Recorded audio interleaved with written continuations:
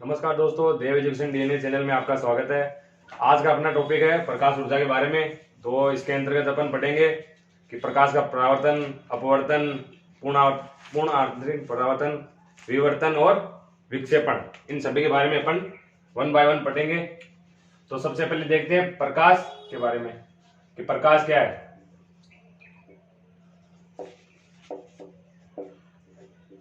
प्रकाश एक बाह्य यानी बाहरी कारक है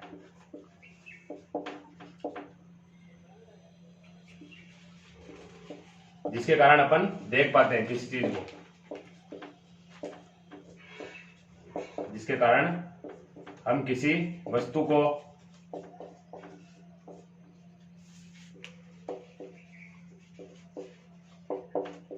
देख पाते हैं। अगर प्रकाश नहीं होगा तो हमें कुछ भी दिखाई नहीं देगा।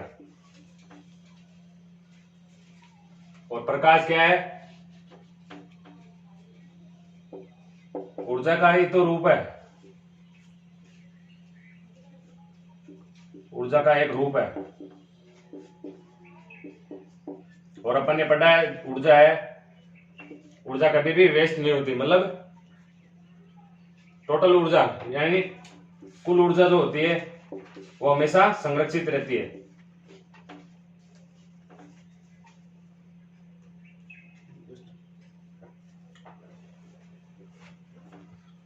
तो मतलब जो ऊर्जा किसी न किसी रूप में चेंज हो जाएगी, लेकिन ऊर्जा नष्ट नहीं होगी। न तो इसको उत्पन्न किया जा सकता है, न ही नष्ट किया जा सकता है। तो प्रकाश ऊर्जा को अपन, तो हमारा सवाल यह है, तो प्रकाश ऊर्जा किस में चेंज होगी? यानी प्रकाश ऊर्जा नष्ट नहीं होती, उत्पन्न नहीं होती, तो ये चेंज किस में होगी? तो प्रकाश ऊर्जा किस में चेंज होगी? ऊष्मीय ऊर्जा के रूप में।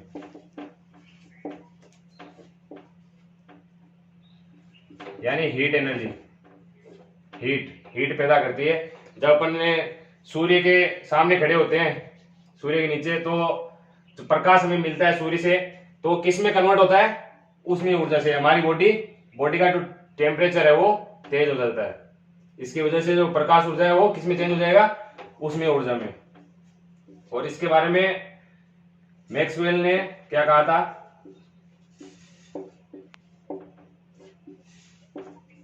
मैक्सवेल के अनुसार प्रकाश एक विद्युत चुंबकीय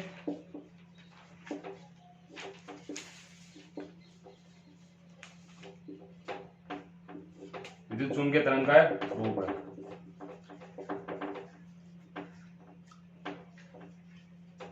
और प्रकाश ऊर्जा की एक कंडीशन क्या है कि प्रकाश हमेशा एक सीधी लाइन में गमन करेगा।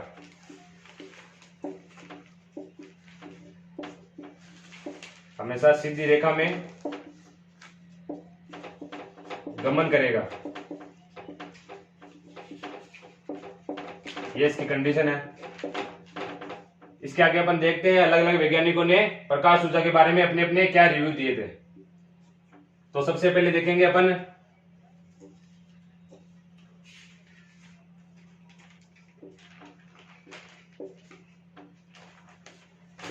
बात करेंगे इसके न्यूटन, सर आइजैक न्यूटन ने सबसे पहले इसके बारे में क्या कहा था? न्यूटन के अनुसार जो प्रकाश है वो किसके रूप में गति करता है? कण के रूप में गति करता है। इसलिए इस सिद्धांत को क्या कहा गया? कणिका सिद्धांत, प्रकाश का कणिका सिद्धांत।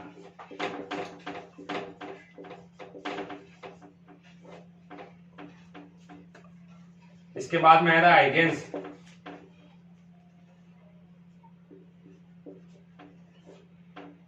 हाइगेंस ने क्या कहा था? जो प्रकाश है वो किसके रूप में गति करता है?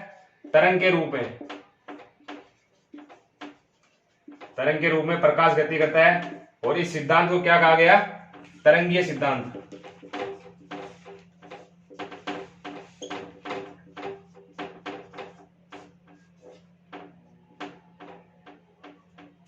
और बाद में कौन आया? Max Planck. मैक्स प्लांक ने क्या कहा था दोस्तों कि जो प्रकाश है वो किसके रूप में? छोटे छोटे पैकेटों के रूप में, छोटे छोटे पैकेटों के रूप में गति करता है, जिन्हें क्या कहा था उसने, ये छोटे छोटे पैकेट है, उनको मैक्स प्लांक ने क्या नाम दिया था, क्वांटम या क्वांटा नाम दिया था, जिसका जो ये सिद्धांत क्या कहलाया, यहां लिख देता हूं, प्रकाश का क्वांटम सिद्धांत, इस नाम से इसको जाना गया। अब इसके बाद आइंस्टीन ने अपना क्या रिव्यू दिया था वो देखेंगे। आइंस्टीन ने क्या कहा था दोस्तों कि जो प्रकाश है वो ऊर्जा के छोटे छोटे पैकेट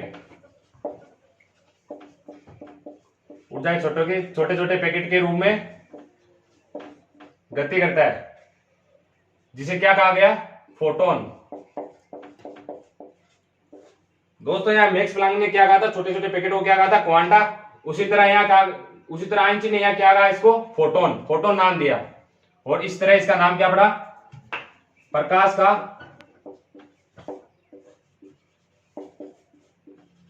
फोटोन सिद्धांत। और इसके बारे में थोड़ा और डिटेल से बता देता हूं आपको।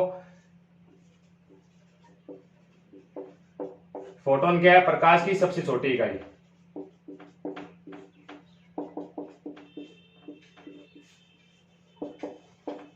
प्रकाश की सबसे छोटी इकाई क्या है, फोटोन।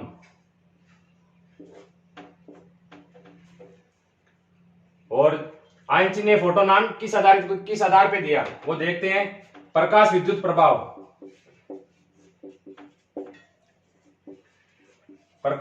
प्रभाव के आधार पर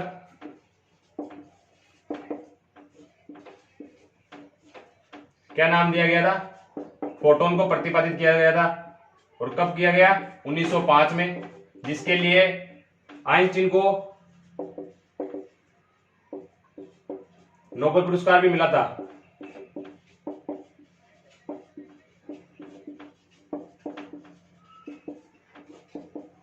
कब मिला, 1922 में।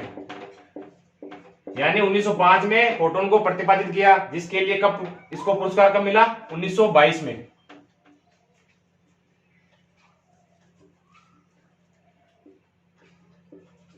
इसी तरह प्रकाश का व्यतिकरण सिद्धांत,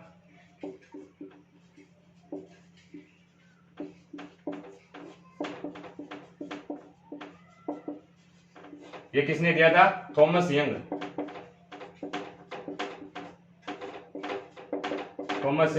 नामक वैज्ञानिक ने प्रकाश का व्यतिकरण सिद्धांत दिया।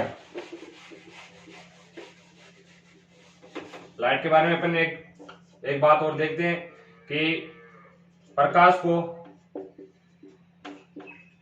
सूर्य से पृथ्वी की सतह तक आने में कितना समय लगेगा।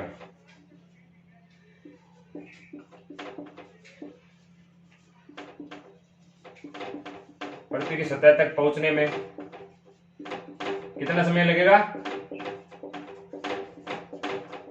8 मिनट और 20 सेकंड।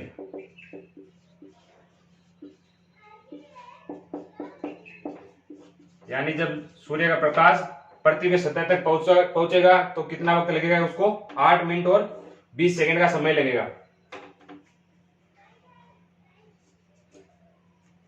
ये नोट कर लेना पहले, इसके आगे अपन बात करते हैं।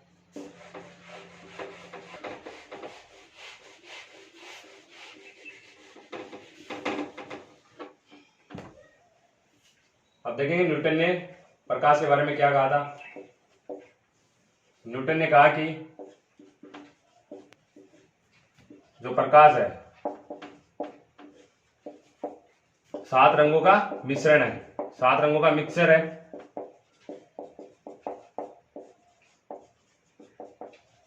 जिसे श्वेत प्रकाश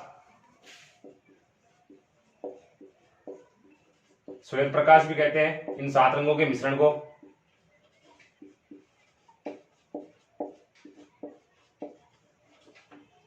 यानी इसने क्या एक्सपेरिमेंट किया,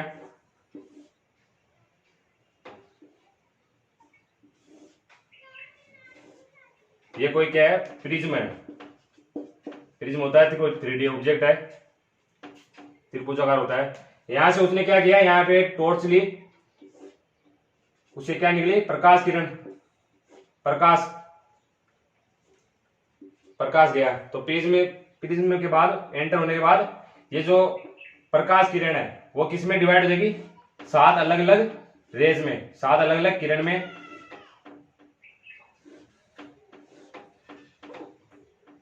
जिनको क्या नाम दिया गया, violet, indigo, blue, green, yellow, orange और रेड। और इसकी ट्रिक क्या है, विबग्योर, विबग्योर। वी से क्या हो गया, वॉयलेट, आई से इंडिगो, बी का ब्लू, ग्रीन, येलो, ऑरेंज और क्या है लास्ट का, रेड।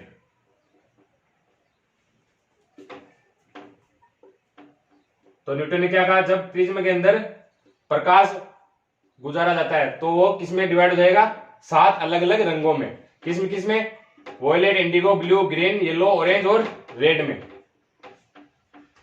और इसी को क्या कहते हैं, प्रकाश का वर्ण विक्षेपण।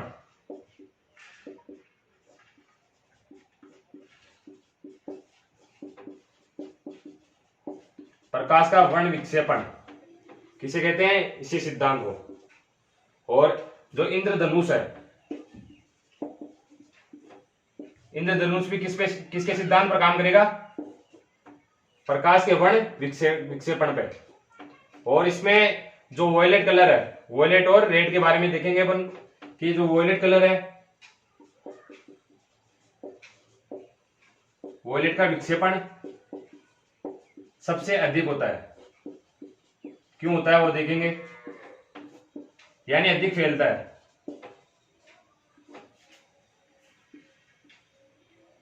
सबसे अधिक, और रेड का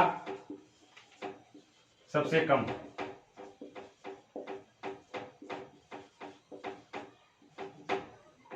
ऐसा क्यों, क्योंकि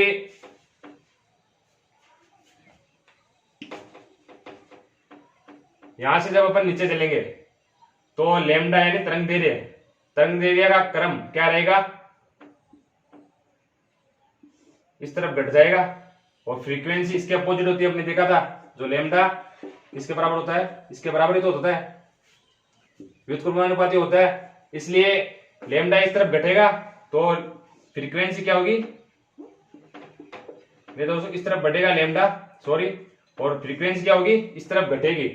तो लैम्डा की, रेड कलर का लैम्डा या रेड कलर का तरंग दैर्ध्य क्या होता है, अधिक होता है।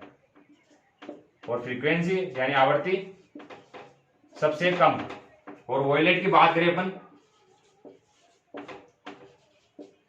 वॉयलेट का तरंग दैर्ध्य क्या होगा, सबसे कम, और आवृत्ति सबसे ज्यादा। नोट कर लिया होगा आपने।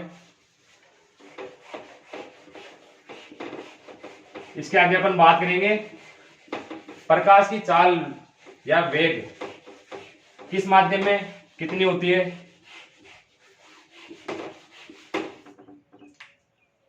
तो चलिए देखते हैं प्रकाश का वेग या चाल।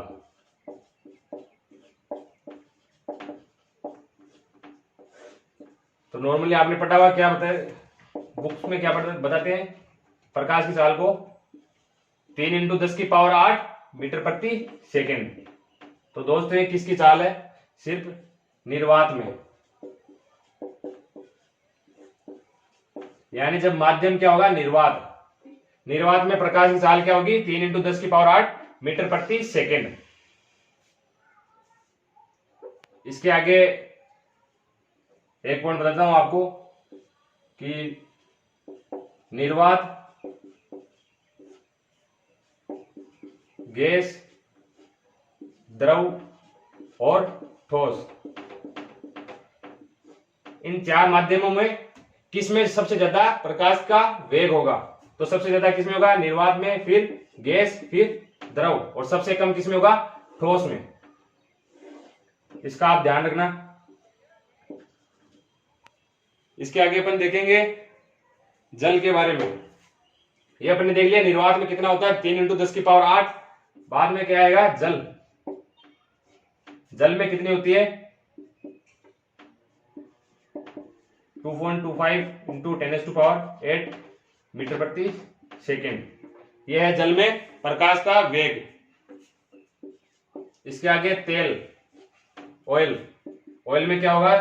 2.04 × 10⁸ मीटर प्रति सेकेंड। ये हो गया निर्वात, जल, तेल और कांच की अपन बात करें, कांच में क्या हो जाएगा? सिर्फ 2 × 10⁸ मीटर प्रति सेकेंड। और इसके आगे चट्टानों में, चट्टानों में क्या होगा? 1.96 × 10⁸ मीटर प्रति सेकेंड। तो ये हो गया अलग अलग माध्यमों में प्रकाश का वेग। इसके आगे अपन बात करेंगे परावर्तन पर। अब अपन एक एक पॉइंट को, एक एक टॉपिक को टर्म वाइज पढ़ेंगे। तो चलिए शुरू करते हैं। प्रकाश का परावर्तन।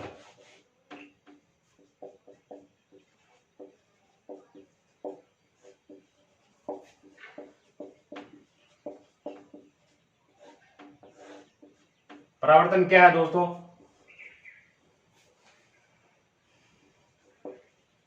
प्रकाश का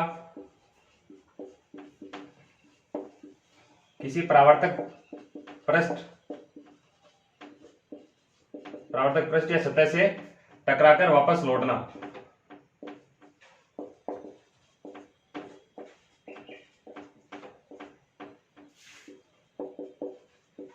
क्या कहलाएगा? प्रकाश का परावर्तन। जैसे ये कोई परावर्तक पृष्ठ है, इसको अपन ऐसे ऐसे क्यों करते हैं? ये क्या है? ये क्या है? पॉलिश। यानी कोई पृष्ठ है, ये पृष्ठ है, इस पृष्ठ पे क्या की गई है? पॉलिश की गई है। तो इस पे जैसे अपन टॉर्च का या किसी भी यंत्र का प्रकाश डालते हैं तो ये क्या हो जाएगी? अपनी आपतित किरण। इसको क्या कहेंगे? आपतित किरण। और जब है आपतित किरण परावर्तक पृष्ठ से टकराएगी तो इसका क्या होगा? परावर्तन। परावर्तन के बाद ये किरण इस तरफ निकल जाएगी तो इसको क्या कहेंगे? परावर्तित किरण। यानी आपतित किरण जब परावर्तक पृष्ठ पर टकराएगी तो कहां चली जाएगी? परावर्तित किरण के रूप में दूसरी दिशा में। और इसी के सेंटर में क्या होता है? अभिलंब। ये क्या है? अभिलंब। लंबवत होता है, दोनों पे लंबवत है, 90 डिग्री का एंगल बनाएगा। तो ये हो गया अपने पास में आपतित किरण, परावर्तित किरण और अभिलंब। तो जब ये आपतित किरण टकराएगी परावर्तक पृष्ठ पर, आपतित किरण जब परावर्तक पृष्ठ पर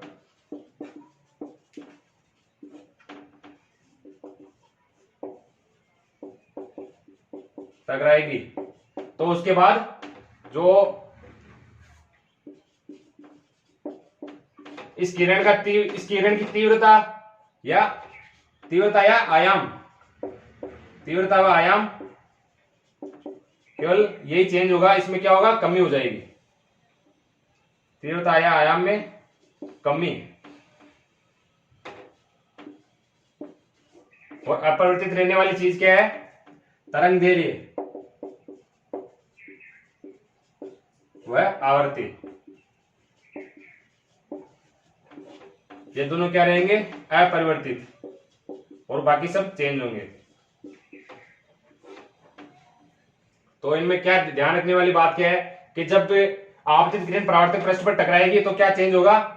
तीव्रता व आयाम चेंज होगा। क्या होगा? उसमें कमी हो जाएगी। और तरंगदैर्घ्य व आवृत्ति उसमें क्या होगा? अपरिवर्तित रहेगा। परावर्तन के बारे में अपन को ध्यान होना चाहिए परावर्तन किस में होता है, परावर्तन सिर्फ एक ही माध्यम में होगा।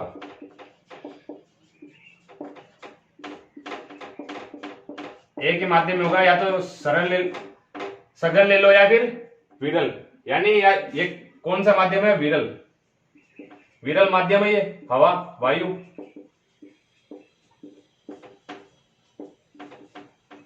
तो एक ही माध्यम में हो रहा है ये जो घटना हो रही है किसमें हो रही है, एक ही माध्यम में हो रही है। अगर अपन पानी की बात करेंगे, पानी के अंदर, तो पानी में परावर्तन होगा, तो उसको क्या कहेंगे, परावर्तन।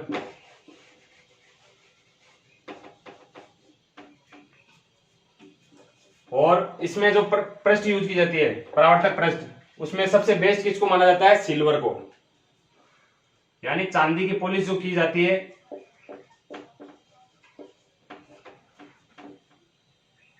सिल्वर क्या है, सबसे अच्छा परावर्तक पृष्ठ है।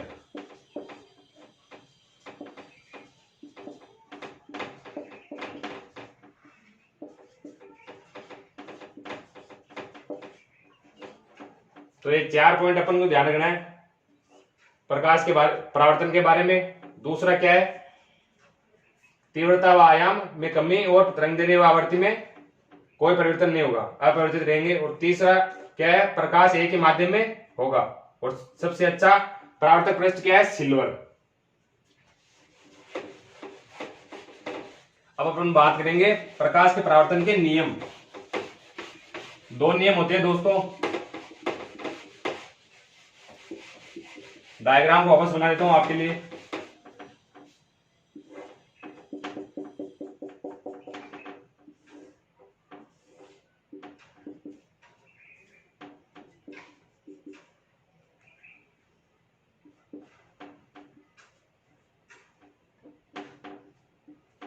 तो आपतित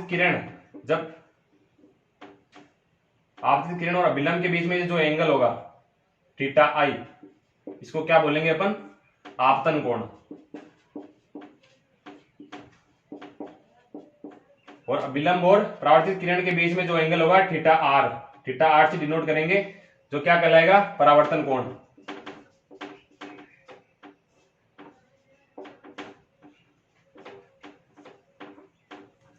और ये तीनों जहां मिलते हैं, ये आपतित किरण जहां परावर्तित होती है, उसको क्या बोलते हैं, आपतन बिंदु। आपतन बिंदु कहलाएगा ये।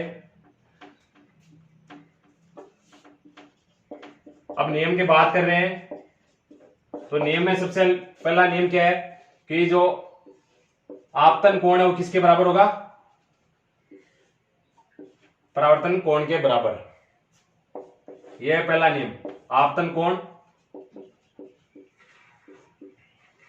किसके बराबर होगा, परावर्तन कोण के बराबर।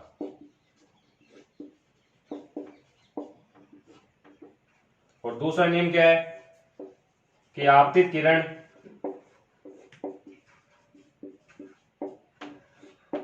परावर्तित किरण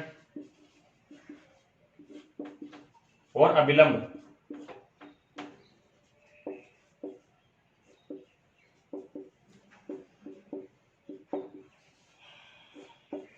तीनों एक ही माध्यम में उपस्थित होंगे।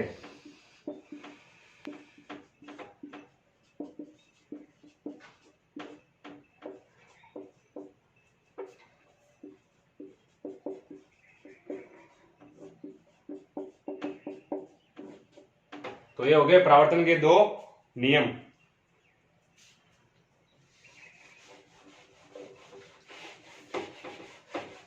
इसके आगे अपन पढ़ेंगे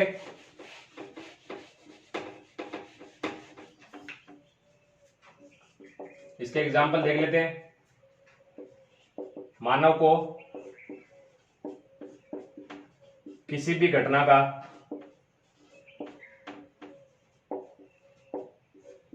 दिखाई देना,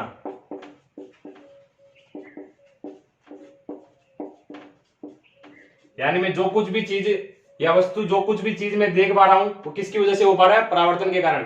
क्योंकि जब वो भी परावर्तन सिर्फ किसका, प्रकाश के परावर्तन के कारण अपन देख पाएंगे। तो प्रकाश का परावर्तन जब होगा हमारे रेटिना पे, तो उस वजह से अपन देख पाते हैं। अगर अंधेरा होगा तो हम नहीं देख पाएंगे। किस वजह से देख पाते हैं, प्रकाश के कारण। जब प्रकाश का परावर्तन होगा हमारे रेटिना पे, उस वजह से अपन किसी भी वस्तु को देख पाते हैं। दूसरा एग्जांपल अपन देखते हैं, काले रंग की जो वस्तु होती है, काले रंग की वस्तुएं सभी रंगों को अवशोषित कर लेती है।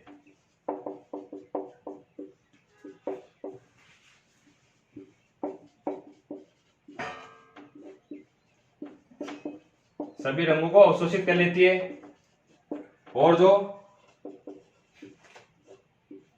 और सफेद रंग की वस्तुएं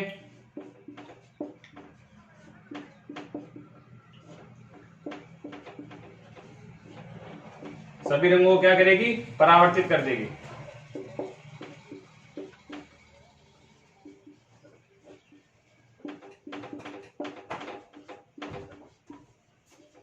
इसलिए क्या सलाह दी जाती है कि इस गर्मियों में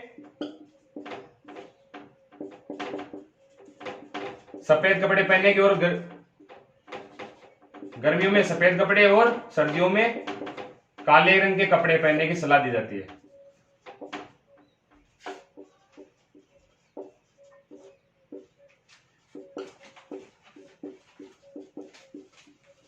और सर्दियों में काले रंग के कपड़े पहनने की सलाह दी जाती है। तो ऐसा क्यों होता है दोस्तों?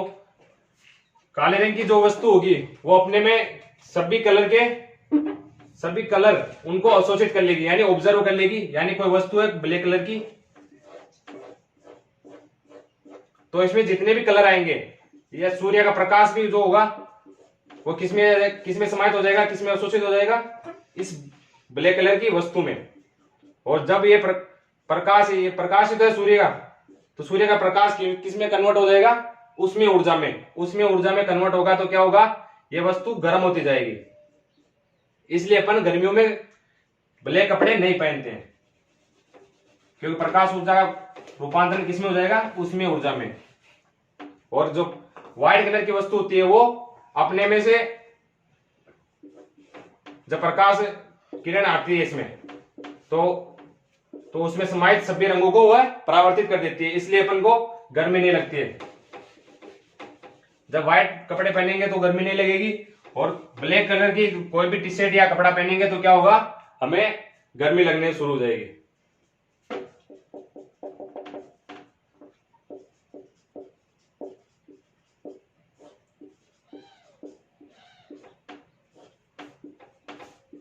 तीसरा उदाहरण क्या है इसका? समतल दर्पण से परावर्तन।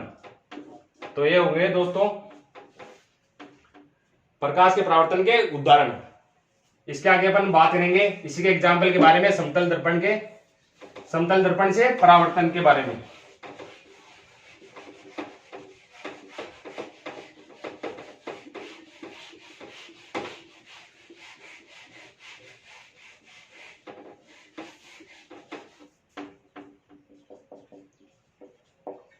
समतल दर्पण के बारे में पढ़ेंगे अब।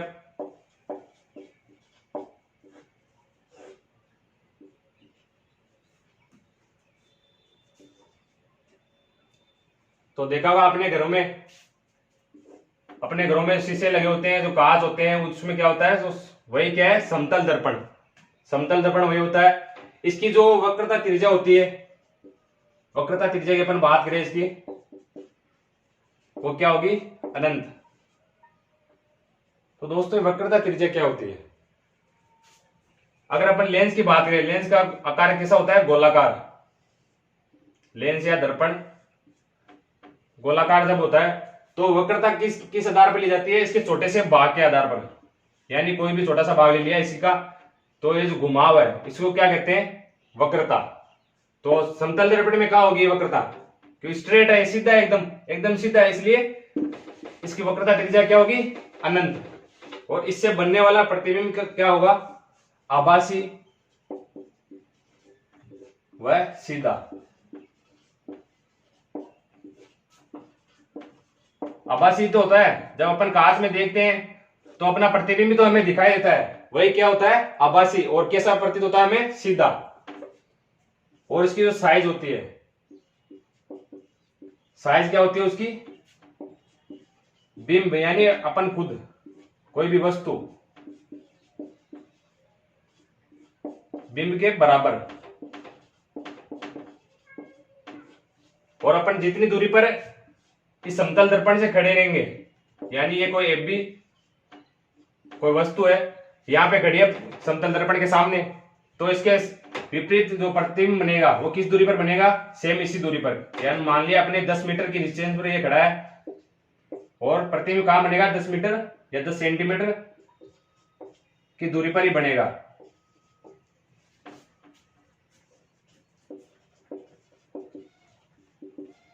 प्रतिबिंब उतनी ही दूरी पर बनेगा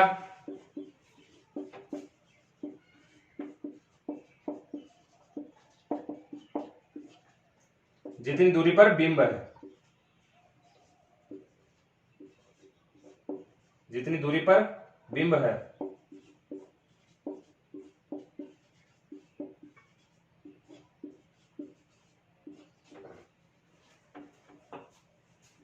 अब नेक्स्ट पॉइंट अपन बात करें,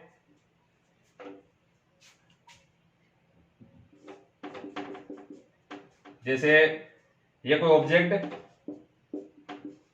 v वेग से इस तरफ गति करे समतल दर्पण के आगे, समतल दर्पण के सामने जब गति करेगा तो इसका जो प्रतिबिंब रहेगा वो किस वेग से गति करेगा,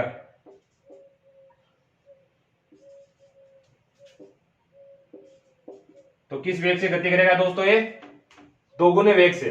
यानी जब ये v वेग से गति करेगा तो ये किस तरफ किस वेग से आएगा, दुगुने वेग से, 2v वेग से।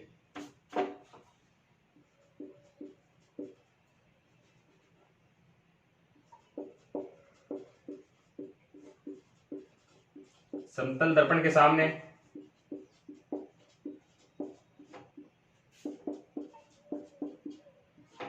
v वेग से गति करते हुए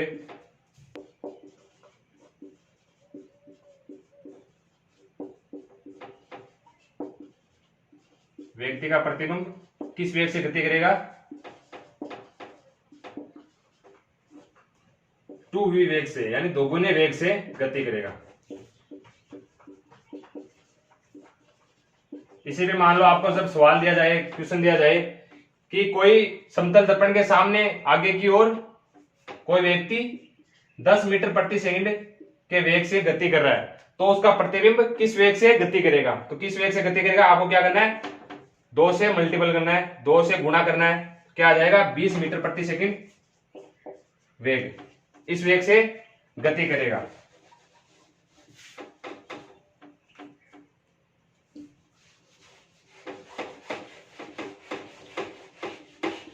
नेक्स्ट पॉइंट की बात करें अपन,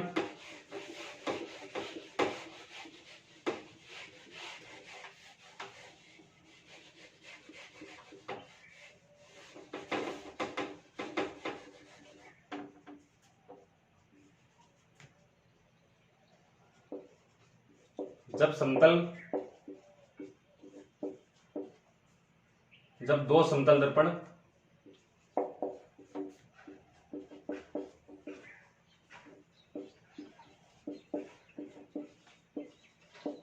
को थीटा कोण पर रखेंगे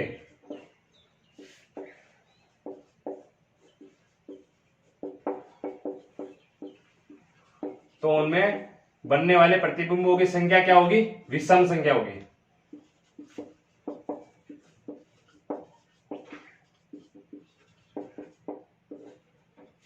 प्रतिबिंबों की संख्या विषम होगी।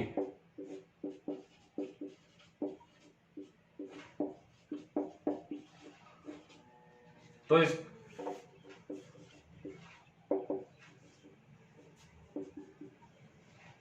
नंबर ऑफ इमेज यानी प्रतिबिंब, तो इसको निकालने का फॉर्मूला क्या है, 360 डिग्री या 360 अपॉन थीटा।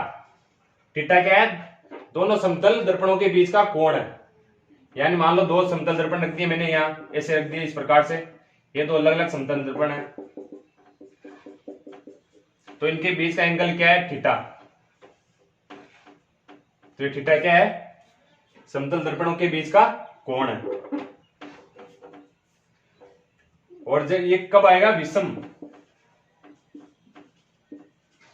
यानी ये मान निकालने के बाद जो विषम आए तो इसका तो नंबर ऑफ इमेज क्या होगा, वही होगा जो विषम संख्या हमारे पास आई है। और अगर सम संख्या है, इसको हल करने के बाद सम संख्या है, तो इसका फॉर्मूला क्या है, उसमें से एक घटा देना आपको अगर सम आए तो। सम आने पर क्या करना है, उसमें से एक घटा देना है और वापस क्या बन जाएगी वो संख्या, विषम बन जाएगी। यानी कुल मिलाकर हमें क्या निकालना है, जो बनने वाले प्रतिबिंबों की संख्या क्या होगी, किसमें होगी, विषम संख्या में होगी। तो एग्जांपल के लिए अपन देख लेते हैं,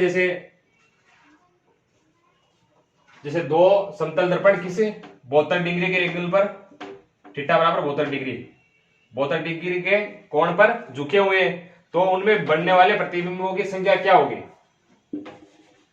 तो थीटा का मान हमारे पास क्या है, 72 डिग्री। और फॉर्मूले से अपन को क्या रखना, डायरेक्ट रखना, मान रखना डायरेक्ट 360/72 क्या आ जाएगा 5, यानी 5 प्रतिबिंब बनेंगे। और इसी के विपरीत अपन देखें, जब संख्या विषम आए,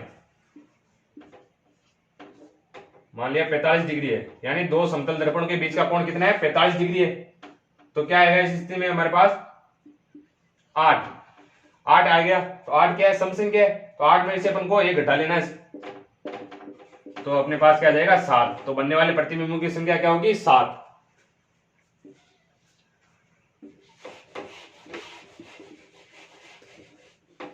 नोट कर लेना आप इसको धीरे धीरे, या स्क्रीनशॉट ले लेना। इसी के आगे अपन बात करें, जब आपतित किरण को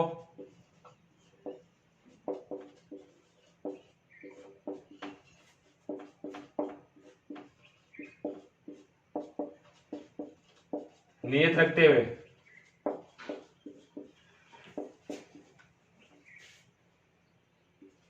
समतल दर्पण को थीटा कोण से घुमा दिया जाता है,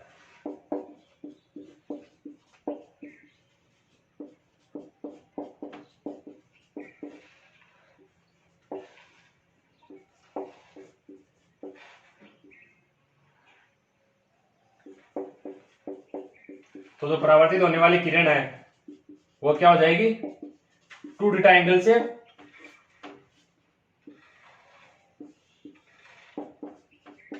थीटा कोण से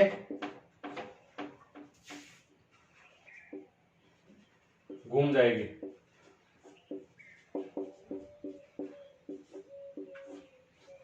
यानी जब इस समतल दर्पण पे कोई आपतित किरण आपतित होगी, तो ये तो है पहले की कंडीशन, जब समतल दर्पण स्थिर है, और जब इसी पे इस समतल दर्पण को, यानी आपतित किरण तो ये रहेगी, और आपतित किरण को नियत रखते हुए क्या करना है, समतल कोण को थीटा एंगल से अपन को घुमा दिया है, तो जो यहां से किरण परावर्तित होगी वो किस एंगल से, 2 थीटा एंगल से परावर्तित हो जाएगी।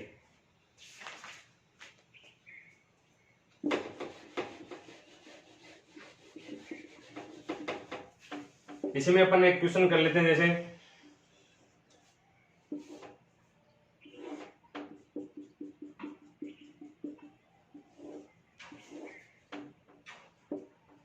ये कोई किरण आपतित हुई है और ये क्या है, विलंब, तो इसके बीच का ये एंगल, ये अपन को दिया हुआ क्या है, 30 डिग्री दिया हुआ है, और ये क्या है, थीटा आई आपतन कोण। तो इसमें अपन को क्या निकालना है, इसमें पूछा है परावर्तन कोण ज्ञात कीजिए, परावर्तन कोण थीटा आर ज्ञात कीजिए। तो क्या होगा देखते हैं, तो जो विलंब है वो परावर्तक पृष्ठ पर क्या बनाता है, लंब, अभिलंब 90 डिग्री, यानी इन दोनों का एंगल मिला के क्या हो गया 90 डिग्री। तो थीटा आई प्लस 30 डिग्री, इसकी वैल्यू क्या होगी 90 डिग्री के बराबर। तो यहां से हमारे पास आपतन कोण का मान आ जाएगा 60 डिग्री, और अपने पढ़ा है पहले नियम में कि जो आपतन कोण है वो किसके बराबर होता है, परावर्तन कोण के बराबर। तो इस आधार पे अपने पास आपतन कोण का मान भी क्या आ गया 60 डिग्री। तो दोस्तों इसी के साथ हमारी क्लास पूरी होती है। नेक्स्ट वीडियो में अपन इसके आगे पढ़ेंगे प्रकाश के अपवर्तन, पूर्ण आवर्तन, परावर्तन, विवर्तन और विक्षेपण के बारे में पढ़ेंगे। तब तक के लिए बाय बाय, टाटा। और वीडियो को लाइक, कमेंट, शेयर जरूर कीजिए।